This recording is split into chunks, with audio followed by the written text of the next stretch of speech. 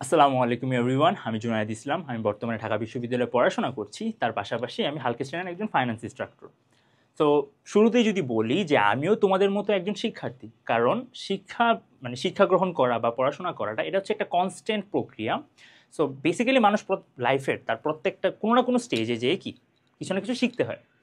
So as a বাঙালি তুমি চিন্তা করতে পারো যে বাংলাদেশের মতো একটা জায়গায় 16 ঘন্টা পড়াশোনা করাটা একদম নর্মাল হয়ে গেছে, মানুষজন এটাকে খুব নর্মালাইজ করে ফেলছে।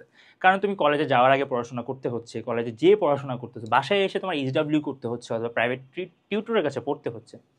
সো আমরা আমাদের পড়াশোনার জন্য খুব বেশি সময় বরাদ্দ দেই, কিন্তু দেখা যায় স্টিল অনেক গ্যাপ থাকে।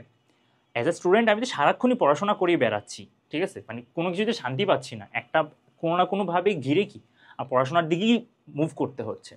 স্টিল এই সমস্যাটা হওয়ার একটা বড় কারণ হচ্ছে যে আমরা ছোটোবেলা থেকেই বড় হয়ে আসছি একটা জিনিস শুনেই যে তুমি যত বেশি সময় ব্যয় করবা পড়াশোনার ক্ষেত্রে তোমার তত বেশি ভালো মার্কস আসবে বা ভালো ফলাফল পাবা। কিন্তু তোমার শেখার সাথে তোমার সময় খুব মানে একটা স্ট্রং কানেকশন নাই। এই জন্য আমি যেটা বলতে চাচ্ছি যে সময়ের সাথে শেখার একটা ডিরেক্ট কানেকশন নাই। তোমার শেখার জন্য সবচেয়ে বেশি যে জিনিসটা লাগবে সেটা হচ্ছে মনোযোগ। তুমি চিন্তা করে দেখো, শেখাটা হচ্ছে একটা কাইন্ড অফ জিমের মতো, জিম করার মতো। তুমি যদি তিনটা অ্যাক্টিভিটিস মনোযোগ দিয়ে করো, হ্যাঁ, 12টা অ্যাক্টিভিটিস তুমি একদম উলট পালট বা গুল মানে একদম জগা খিচুড়ি বানানোর থেকে বেটার।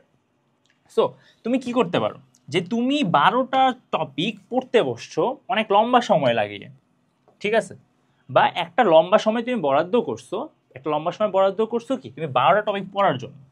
যেটা হবে তুমি হচ্ছে কি পড়াশোনা করতে বসছো, তোমার কিছু শেখা হবে না, কারণ তুমি একটা গোলকধাঁধায় পড়ে যাবা যে তুমি কোনটা ছেড়ে কোনটা পড়বা, আর একটার সাথে আরেকটার কানেকশন তুমি বিল্ড করতে পারবা না।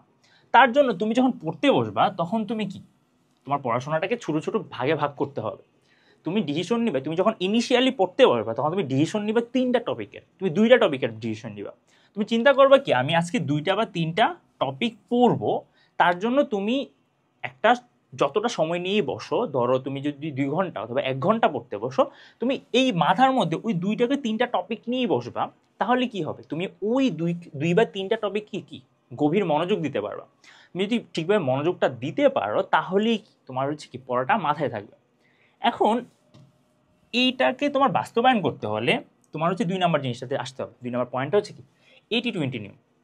মানে হচ্ছে তুমি সবগুলা জিনিসের উপরে মনোযোগ না দিয়ে কিছু স্পেসিফিক জিনিসের উপর মনোযোগ দাও। মানে তোমার কাছে 100টা অ্যাক্টিভিটিস আছে, 100টা অ্যাক্টিভিটিসের মধ্যে তুমি কি 80টা বাদ দিয়ে দাও। তোমার হাতে 2 ঘন্টা আছে, ধরো তোমার হাতে 2 ঘন্টা সময় আছে।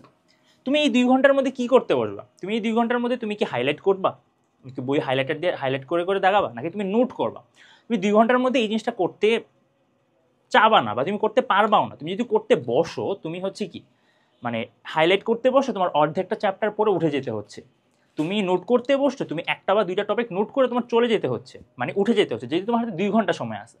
তোমার কি করতে হবে, ওই 2 ঘন্টার জন্য তুমি ডিসিশন নিবা যে কি আমি এই এই টপিকগুলোতে পড়াশোনা করবো বা এই টপিকে মনোযোগ দিব। এই সময় তুমি কি করতে পারো, এ সময় তোমার যে পাস্ট নোটগুলো আছে ওগুলা রিভিশন দাও। তুমি সবগুলো টপিকে মনোযোগ দিতে চাও না, কিছু কিছু যে জিনিসগুলো তুমি পড়বা ওটা তুমি আগে ডিসিশন নিয়ে পড়তে বসো। তারপর কি করবা, তারপর হচ্ছে তুমি কি জ্ঞানমূলক বা অনুধাবনমূলক কোশ্চেনগুলো সলভ করার চেষ্টা করবা। তোমার হাতে যদি 2 ঘন্টা সময় আছে তুমি এখন নোট করতে বসো না, ওকে। তারপর তোমার যেটা মাথায় রাখতে হবে সবচেয়ে বেশি সেটা হচ্ছে কি তোমার কোশ্চেন বুঝতে হবে। এই যে এত এত নোট করি আমরা, যে এত বেশি লিখি, আমরা যে এত বেশি খাতায় লিখি, এত সুন্দর করে নোট করি, আমাদের মাঝে একটা কনফিডেন্ট বিল্ড হয় যে কি আমি অনেক কিছু শিখে যাচ্ছি, কারণ আমি অনেক কিছু নোট করে ফেলতেছি। নোট করতেছি দেখি তো কি একটা কনফিডেন্স আসে যে আমি অনেক কিছু শিখছি। আসলে ব্যাপারটা এমন না। তুমি চিন্তা করে দেখো, তুমি যদি অ্যাকাউন্টিং খুব বেশি প্র্যাকটিস করো অথবা তুমি যদি ফাইন্যান্স যদি প্র্যাকটিস করো, ম্যাথ অ্যাকচুয়াল কোশ্চেন দেখে থেকে প্র্যাকটিস করো, তাহলেই তুমি কি শুধুমাত্র সফলগামী হবে। কারণ তুমি হচ্ছে কোশ্চেন ধরতে পারতেছো। তোমার কোশ্চেন হচ্ছে মেইন হাতিয়ার, মাথায় রাখতে হবে। তোমার কোশ্চেন বুঝতে হবে। তুমি যদি কোশ্চেনটা ঠিকভাবে বুঝো, তুমি যদি সেই অনুযায়ী অ্যান্সারটা করো, তাহলে কি তোমার অ্যাকচুয়াল প্র্যাকটিসটা হবে। তুমি যদি পাঠ পড়ে পড়ে মানে একটা টপিক পড়ে পড়ে যদি তুমি যদি নোট ডাউন করো, সেটা তোমার আসলে অ্যাকচুয়াল শেখা হবে না। তো তুমি ওই তোমার হাতে যতটুকু সময় থাকবে ওই সময়টার মধ্যে তুমি সবচেয়ে বেশি যে জিনিসের চেষ্টা করবা সেটা কি কোশ্চেন ধরে ধরে সলভ করবা। ওকে, সো এই জন্য তুমি কি করতে পারো, কম সময়ের জন্য তুমি 2 ঘন্টা যদি সময় থাকে, তুমি যেটা করতে পারো যে হ্যাঁ, যে accounting and finance basic to advance কোর্সে তুমি হচ্ছে বেসিক যে ভিডিও মানে বেসিক কনসেপচুয়াল যে ভিডিওগুলো আছে সেগুলো তুমি 1 ঘন্টা দেখো, ঠিক আছে? আমি 1 ঘন্টা একটা বেসিক টপিক, একটা চ্যাপ্টারের একটা টপিকের আমি একটা ভিডিও দেখলাম, অথবা 2টা ভিডিও দেখলাম 30 মিনিট করে, তাহলে তোমার 1 ঘন্টা কাভার হচ্ছে। আর বাকি 1 ঘন্টা তুমি প্র্যাকটিস করলা, ঠিক আছে, ওই 2টা টপিকের উপরই। ওকে, তুমি একটা চ্যাপ্টার না ধরে তোমার টপিক ওয়াইজ যদি তুমি আগাও, সেই ক্ষেত্রে কি তোমার পড়াশোনাটা বেশি ইফেক্টিভ হবে। ওকে, সো এই ক্ষেত্রে মানে আমি তোমাদের যেটা বলতে চাচ্ছি কি, তুমি 80-20 নিয়মটা যদি ফলো করো, তাহলে কি তোমার অল্প সময়টাকে তুমি কীভাবে ম্যানেজ করতে পারবা, বা একটা প্রপার ম্যানেজমেন্টের থ্রুতে আস্তে আস্তে আস্তে আস্তে সবগুলো টপিক শেষ করতে পারবা, সেটা তোমাকে একটা ভালো গাইডলাইন দিবে। সো এই ক্ষেত্রে অ্যাকাউন্টিং টু ফাইন্যান্স কোর্সটা তোমাদের জন্য একটা ভালোই মানে এফেক্টিভ একটা কোর্স হতে পারে, কারণ এটার মধ্যে বেসিক টু অ্যাডভান্স কোর্স, মানে তোমার পড়ার আগ্রহের উপর ডিপেন্ড করবে যে তুমি কত বেশি শিখতে চাচ্ছ বা কত বেশি পড়তে চাচ্ছ। তুমি যদি বেসিক নিয়ে সন্তুষ্ট থাকো যে হ্যাঁ আমি বেসিকটা আপাতত শিখতে চাচ্ছি, এর মধ্যে শুরুর দিকে বেসিক কোশ্চেনগুলো সলভ করা হয়, বেসিক টপিকগুলো শেখানো হয়, তারপর আস্তে আস্তে অ্যাডভান্সের দিকে যাওয়া হয়। তাছাড়া তুমি একটা খুবই চমৎকার বই পাচ্ছ এটার সাথে, সেটা কি লোকাস ম্যাথ অ্যানালাইসিস বুক। এটার মধ্যে সবগুলা চ্যাপ্টার ওয়াইজ তোমার কি কি ছক জানতে হবে, কি কি তোমার সূত্র জানতে হবে, সেটা স্পেসিফাই করে দেওয়া আছে। খুব বেশি ডিটেলস বলা হয়নি, কারণ তুমি বইয়ে ডিটেলস পাচ্ছ, কিন্তু তোমার একটা হ্যান্ডবুক দরকার যেটা কি তোমার সব কিছু ক্যারি করবে, খুবই একটা এফিশিয়েন্ট হ্যান্ডবুক দরকার।